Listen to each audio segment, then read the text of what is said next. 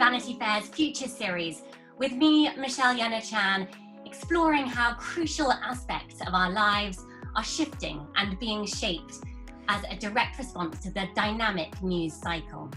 Today we discuss the future of the relationship. Our guests, the broadcaster Mariella Frostrup, who's spent decades as a newspaper agony aunt, a smart, sassy, sophisticated one at that though.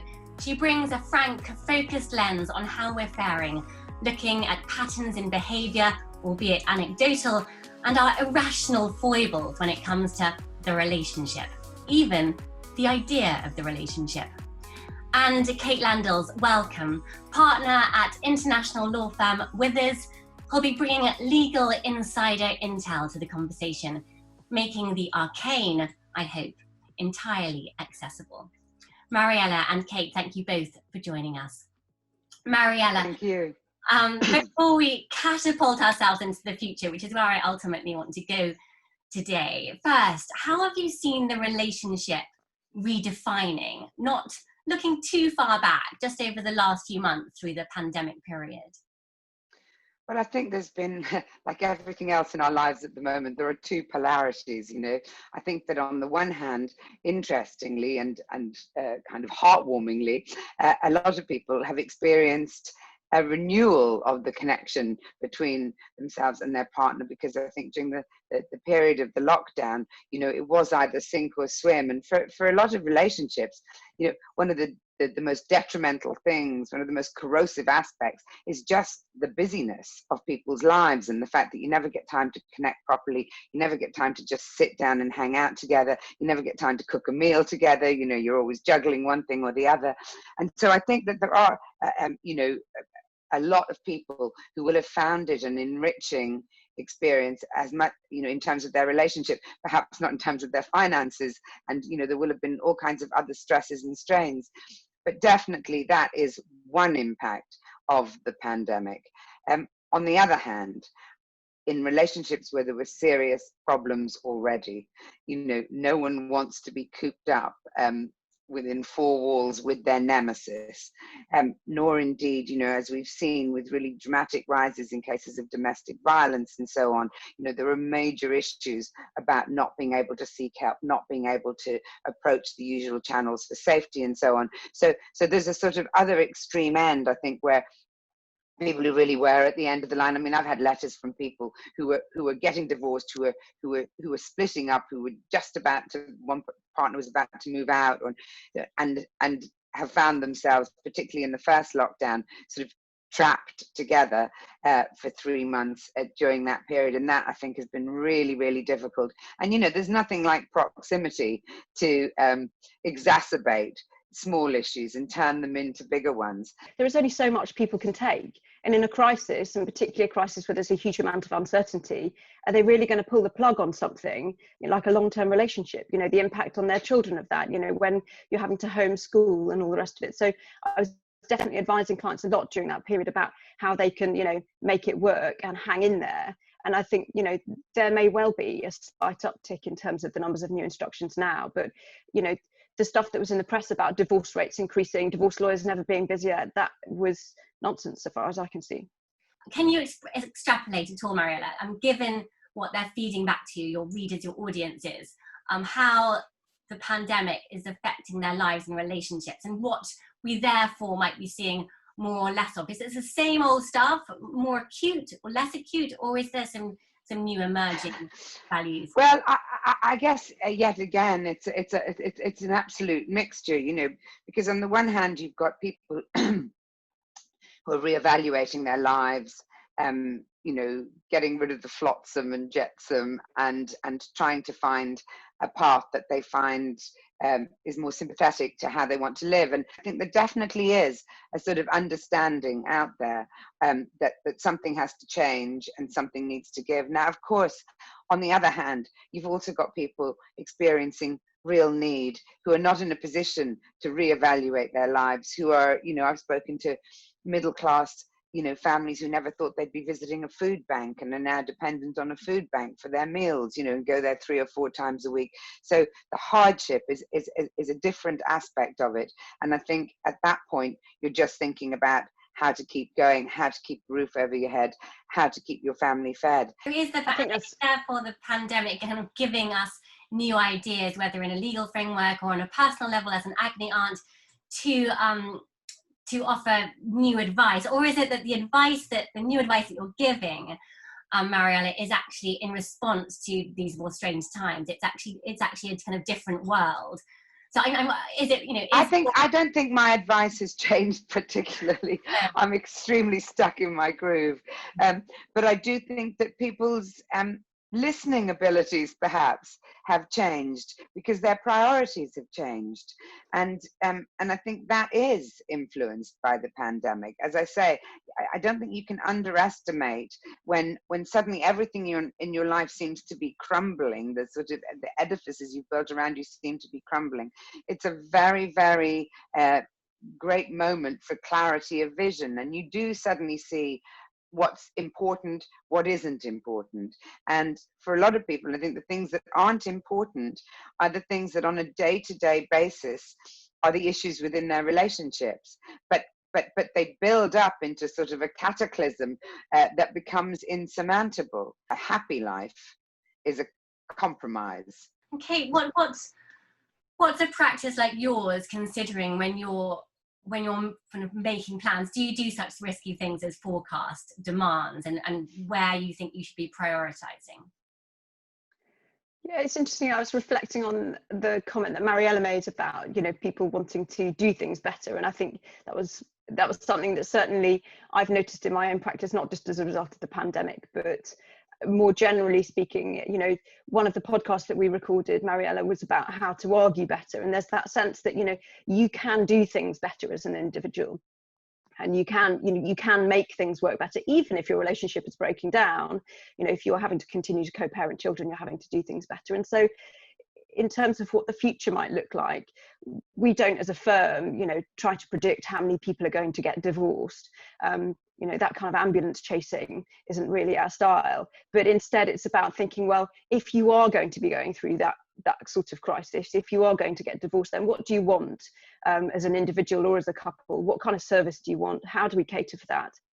How do we as lawyers make sure that we have adapted to make sure that we're helping our clients navigate a journey successfully and, you know, with the least possible emotional and financial cost? And so one of the things that we've been thinking about is how we try to make the whole process less polarizing for our clients, because, you know, the way the legal system is set up in this country is by nature adversarial. You know, you pick your lawyer, you go into battle, and actually that is a really potentially very damaging way of starting to disentangle what has been a very important and long-term relationship. And so just before lockdown, we launched a new service called the Wither separation model. But the idea of that is to try to take two clients on a journey together, instead of, you know, this, as I say, the situation where you end up with, you know, a couple instructing a lawyer and they kind of become further apart before they get closer together.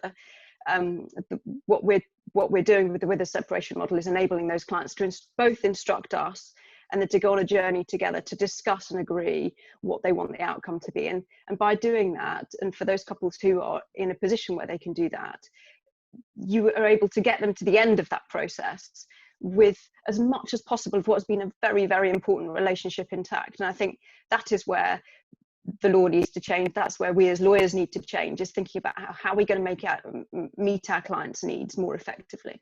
That's such an interesting development, because that, to me, you know, I think I've written it 1,000 times if I've written it once in my replies in my Observer column. It's this thing that if we are going to have the right to happiness and the right to pursue our own personal happiness, perhaps sometimes to the detriment of our children or our relationships, then the one thing that we really have to learn to do is to split up better. Can we talk a bit about the friendship, which I think has taken greater centre stage in the last 9 months? And this discussion, I think, is about a choice of a more platonic, pragmatic bond over romance, over sex. It's more about good company, good counsel, and good care. But there is this choice that people choose. It's not taboo anymore, of living together, planning together. Maybe there's children involved together, but not underpinned by romance or sex. And important. I mean, this will become important increasingly from a legal perspective, because they're ultimately sharing a life and a home. It's one that may well get into a courtroom too, but I wonder, Mariella, if that's come at all to light. Have you witnessed any of that shift? I've read a lot about it, but kind of the shift towards people choosing a platonic kind of pragmatic partner in life. I don't know that I particularly believe in a relationship where there is no romance left, because I think that in a way you need that slightly illogical connection with someone to help navigate your passage through sort of choppy waters. So you need that, but you do also need an incredibly strong underpinning of friendship. And in the long run, a great relationship is one where you manage to maintain your connection to each other in a loving way. You manage to become each other's best friends. There will be periods when you will fall out, appallingly, and there may even be months when you think, I don't know if I want to be here anymore. But life is cyclical and very, very long, as I keep telling my children. And that sense of being on a very long-term journey with someone where there will be hurdles and hiccups along the way, I think you need every single element that a love affair starts off with, not sustained at the levels it begins with, but that grows into something else. Evolution doesn't just happen, to species. It happens within relationships as well, or it has to, if a relationship is going to work. People who get married in their 20s, are going to have a completely different relationship in their 50s. But what you hope is that those intervening years, those decades together, have helped accommodate each other's foibles and quirks, rather than exacerbate them and turn them into intolerable, insurmountable problems. Let's talk about something we probably don't want to talk about, which is phones and our relationship with tech. I'm wondering first, Kate, to turn to you. Like, has tech come into the arguments yet? Has it been the problem? Has social media and people's addiction to what they're doing been so problematic for a relationship that it's come up in any conversations with you? I wanted to ask you that first, because this is obviously a key future relationship that we're all having, the machine love, our love and obsession with devices, and the friends that live beyond that, who we're connecting with. I don't see it so much in, machine love being the cause of relationship strife, but mainly the cause of relationship strife being uncovered or infidelity being uncovered. I've had so many stories where one of the partners has gone to the family computer only to find that something has been automatically uploaded from the to the iCloud by their cheating husband / wife, and videos that are found on the home computer, or WhatsApp saving automatically to the camera roll.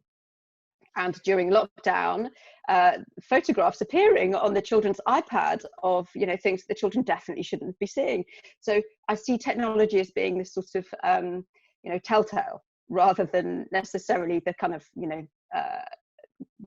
in and of itself destructive of a relationship. I think that when it comes to technology, as Kate was saying, often it's how infidelities are revealed and untruths in a relationship, but it can also be an expression of unhappiness. If someone sits at the dinner table with their phone in front of them, then that you're not communicating well. If two people are sitting there, if two people are sitting in bed first thing in the morning, and the first thing they do is reach either side of the bedside table for their phones to sit and scroll through what other people have said to them during the night, then again, it's not rocket science to say that that's unhealthy behavior. My hope is that we learn a balance, because we embrace everything. I mean, I'm sure people, when they first found first got their first telly, they just sort of sat there gazing at it for hours and hours and days on end. And you'd hope that we go through a period where we absolutely have are like gluttons, and then that we sort of sate that desire and start turning it into something that's more productive, more healthy, more conducive to better relationships. In that sense, then, Mariella, how many relationships can we have? I mean, thousands and thousands of likes and followers, and but those aren't relationships. Those aren't relationships. When I talk about relationships, I talk about actual relationships with people. Now, I'm still on the fence about whether, because I do know lots of people who've met online and who've actually, through lockdown and everything, have had to have their first few dates on Zoom. I actually think that there's something quite healthily old-fashioned about that, because nowadays there's a real tendency to have sex first and then see if it's possible to have a relationship. Hanging out happens first, and then after you've hung out for a bit, you might decide whether you've got a thing or you haven't got a thing. Now, the idea that you have to go through a few Zoom chats, or on all the other platforms, WhatsApp, whatever it might be, or FaceTime, before you actually leap into bed with each other, may not be a bad thing. Delayed gratification is something that we've increasingly failed to understand the joy of, and I think an element of that being brought back into our lives is no bad thing. I'm torn, I think, between this kind of fluid, reimagined relationship that we want to embrace, and then daunted by there's just a lot going on. I mean, we've got so much choice, so fewer taboos, so much more freedom. Is this a good thing? Is it just way too complicated and too complex, or is it more fascinating, more nuancing? How does the landscape? It's all about education. Everything in this world boils down to education. We have to learn to understand the world we're now operating in. My worry for younger people is that, I think now this generation being born now will grow up understanding that not everything out there is true, just, informing, factual, and all of those things. But I do think there's a big knowledge gap, that probably runs down to sort of 20-year-olds now, where it was a brave new world. We leapt into it completely unconditionally, where we are slightly addicted to it. We haven't learned to give it a